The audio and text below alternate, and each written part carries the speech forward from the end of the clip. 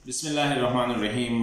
नाज़रीन अस्सलाम वालेकुम। नाज़रीन, एक तरफ ख़ित्ते के हालात जिस नहज पे जा रहे हैं, स्पेशली अफ़गानिस्तान से यूएस फोर्सेस की विड्रॉल के बाद, तो हम देख रहे हैं कि पाकिस्तान में भी वो जो थ्रेट लैंडस्केप है उसमें काफ़ी चेंजेस आ रहे हैं।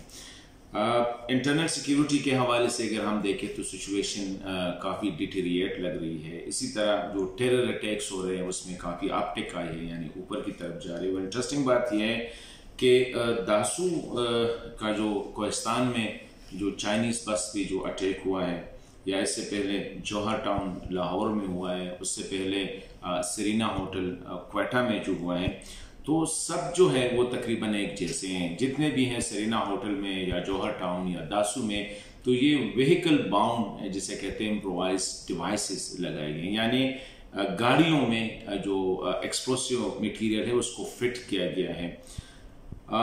तीनों जगहों पे टेररिस्ट जो है वो कामयाब हो जाते हैं। और इस तरह कुरम में भी जो अगवा हुआ था या वगैरह, इस्लामाबाद में जो अफगान एम्बेसडर की बेटी का जो अगवा का जो सिलसिला था, इस सबसे लग ऐसा रहा है कि सिचुएशन काफ़ी डिटेरिएट हो रही है। दूसरी बात यह है कि जो व्हीकल बाउंड यानी गाड़ियों में जो अटैक्स होते हैं यूजुअली बहुत मुश्किल होते हैं, क्योंकि इसमें कई लेयर्स इन्वॉल्व होते हैं। मतलब एक गाड़ी अरेंज करना, गाड़ी के बाद मैकेनिक के पास जाके उसको ठीक ठाक फिट करना, इसके बाद उसको उस साइट पे ट्रांसपोर्ट करना। इसका मतलब ये है कि जो टेररिस्ट नेटवर्क हैं उनके सेल्स जो है वो भी काफ़ी एक्टिव हैं, उनके नेटवर्क्स जो है वो काफ़ी वाइड स्प्रेड है, क्योंकि क्वेटा में भी वो गाड़ी लेके उसमें फिट करके चीज़ों को साइट पे पहुंचा देते हैं। लाहौर में भी गाड़ी लेके उसमें मटेरियल फिट करके, इसी तरह जो दासू कोहिस्तान वाला हुआ, उसका मतलब ये है कि या तो हमारी बड़ी इंटेलिजेंस फेलियर है कि हमारे जो इदारे हैं, इंटेलिजेंस इदारे हैं, वो इसको इंटरसेप्ट नहीं कर सकते। हालांकि ये सिंगल लेयर नहीं है, वन टेररिस्ट नहीं है कि वो उठ के आया और जाके, मतलब एक टेररिस्ट ने गाड़ी ली, गाड़ी को एक्सप्लोसिव के साथ फिट किया, उसको साइट पे डिलीवर भी किया और वो अटैक भी हुआ। इसका मतलब है कि उनके पास फंड्स भी है, उनकी नेटवर्क भी ठीक ठाक है और वो ट्रेन भी है।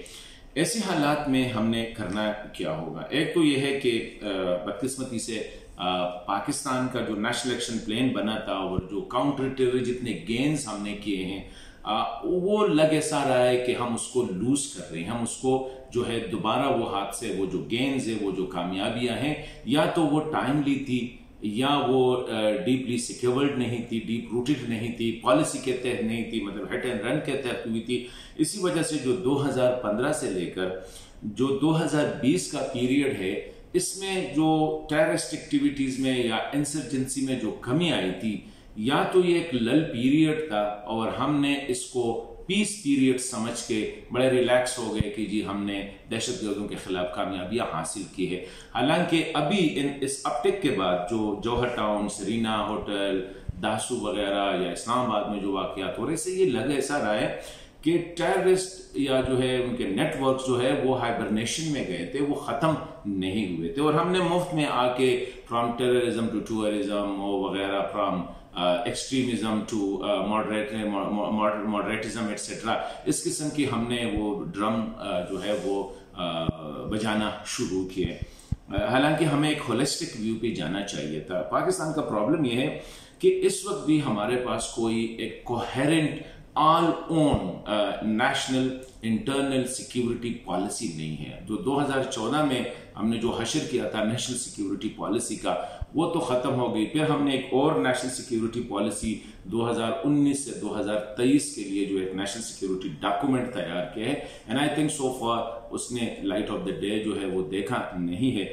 और दूसरी वो सिक्योरिटी पॉलिसी, हमारे यहाँ प्रॉब्लम ये होता है कि हम किसी के अंग्रेजी से, किसी के चंद आर्टिकल से मुतासर होकर उनके हवाले कर देते हैं।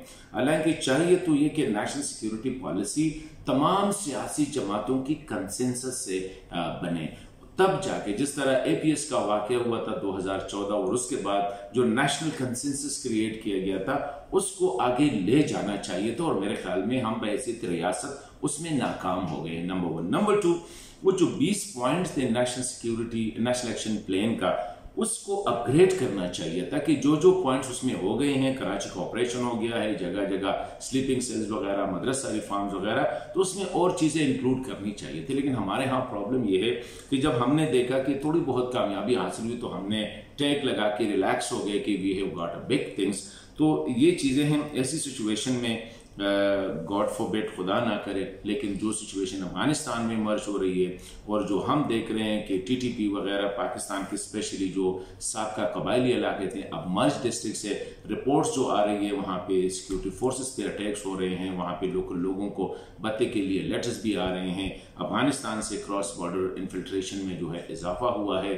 और ओवर एंड अबव अफगानिस्तान में जो तालिबान की जो ट्रायम्फ्स या जो विक्ट्री का जो बयानिया है, उससे डेफिनेटली पाकिस्तान के जो टेररिस्ट ऑर्गेनाइजेशन एंटी पाकिस्तान, उनको भी एक इंस्पिरेशन मिल रही है कि they can beat the US super power को। अगर वो शिकस्त दे सकते हैं तो व्हाई नॉट वो पाकिस्तान को भी शिकस्त दे। तो ऐसी सूरत हाल में मैं समझता हूँ कि हमारी लीडरशिप पे, पॉलिटिकल और सिक्योरिटी लीडरशिप पे बहुत बड़ी जिम्मेदारी आयद होती है कि बेशतर से पहले जो है वो एक नेशनल इंटरनल सिक्योरिटी पॉलिसी बनाए, ताकि उससे पता चले कि हमारे अहदाफ क्या है। इस वक्त we are running in rate ales वाली बात है, जिस तरह जो चूहा जो है ना, उसकी कोई डायरेक्शन नहीं होती है। लग ऐसा रहा है कि पाकिस्तान की सिक्योरिटी पॉलिसी की डायरेक्शन नहीं है, और जो लोग सिक्योरिटी पॉलिसी बनाने के जिम्मेदार है, आई थिंक उसको पता नहीं है कि पाकिस्तान की क्या वो है सिचुएशन क्या है, और हमने आगे करना क्या है, लोगों के क्या है, और किस तरह हम पॉलिटिकल जो एंटिटीज है, जितने भी है, सियासी जमातें हैं, सियासी और ऑर्गेनाइजेशन है, सबको एक पेज पे ला के एक होलिस्टिक पॉलिसी बनाए जो कि परमानेंट हो, फॉर मोर देन 10 ईयर हो या फॉर मोर देन 20 ईयर्स हो, तब जाके हम इस मसले को हल कर सकते। वरना इसी तरह टाइमली कुछ लल पीरियड में आके बगले बजाना, ढोल बजाना, इसी तरह होता रहेगा। और ये जो व्हीकल बाउंड टेररिस्ट अटैक्स हो रहे हैं, इससे लग रहा है कि the terrorist networks are well connected भी है, वेल फंडेड भी है और वेल ट्रेंड भी।